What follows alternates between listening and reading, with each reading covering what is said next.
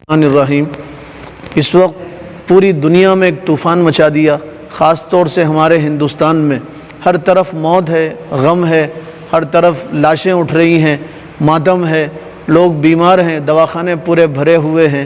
اور پھر اللہ تعالیٰ نے ہمیں زندگی میں مہلت دیا تھا اور برکت دیا، رمضان جیسا مبارک مہینہ عطا کیا تھا۔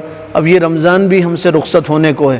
کل انشاءاللہ عید الفطر ہوگی اور کل انشاءاللہ عید منائی جائے گی، مگر کسی نے کہا اور صحیح کہا، اب کیا خوشی ہوگی عید کی روزے داروں میں، اب کیا خوشی ہوگی عید کی روزے داروں میں۔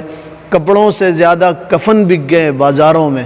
عید ہے، اللہ تعالیٰ نے رمضان کے بدلے عید عطا کیا ہے، عید کی نماز پڑھنا ہے۔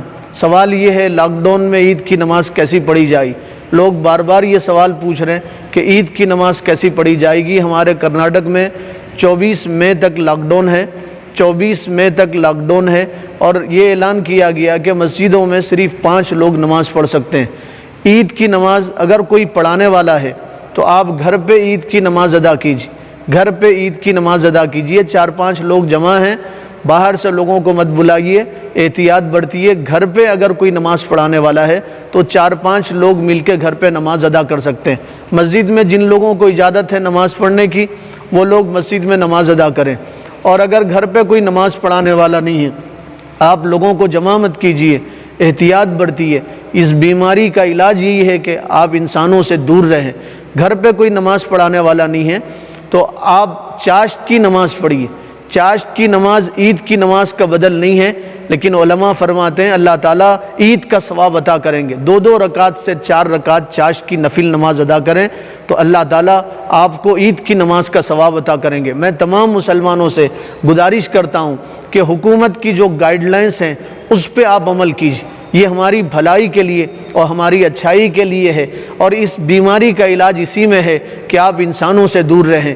عید منائیں، آپ گھر پہ رہ کے عید منائیں، اور عید منائیں آپ تنہائی میں عید منائیں، عید منائیں آپ ایک دوسرے کو فون پہ مبارکبادی دے کے عید منائیں، بھیڑ جمع مت کریں۔ میں ائمہ حضرات سے، حفاظ سے، علماء سے بھی گزارش کرتا ہوں، آپ کو بہت سارے لوگ عید کی نماز پڑھانے کے لیے فون کریں گے، آپ جہاں ہیں وہیں رہیں، 3-4 لوگ جمع ہیں، سوشل ڈسٹینس کے ساتھ اس کی عید کی نماز ادا کیجئے۔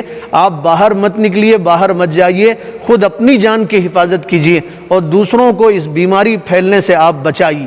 میری آپ سے گزارش ہے نہ آپ باہر نکل کے دوسروں کو نقصان پہنچائیں، نہ دوسرے آپ کو نقصان پہنچائیں۔ آپ اپنی جان کی، دوسروں کے جان کی حفاظت کیجئے۔ پھر رمضان رخصت ہو رہا ہے، رمضان رخصت ہوتے ہوتے ہمیں یہ پیغام دیتا ہے میں تو ہر سال آؤں گا، پتہ نہیں تم ہوں گے یا نہیں ہوں گے۔ رمضان رخصت ہوتے ہوتے ہمیں یہ پیغام دیتا ہے کہ جب یہ بیماری ختم ہو، مسجدیں آباد ہوں تو تم اپنی پیشانیوں سے مسجدوں کو آباد کرو۔ اور رمضان یہ پیغام دیتا ہے شیطان کو اپنے سرحد میں داخل ہونے مت دو، اور رمضان یہ پیغام دیتا ہے کہ تم غریبوں پہ دست شفقت رکھو، ان کی مدد کرو، مظلوموں کی مدد کرو، ظالموں کا مقابلہ کرو۔ اور رمضان ہمیں یہ پیغام دیتا ہے کہ میرا جینا اور میرا مرنا سب کچھ اللہ کے لیے۔ اللہ تعالی ہم سب کو عمل کی توفیق عطا فرمائے۔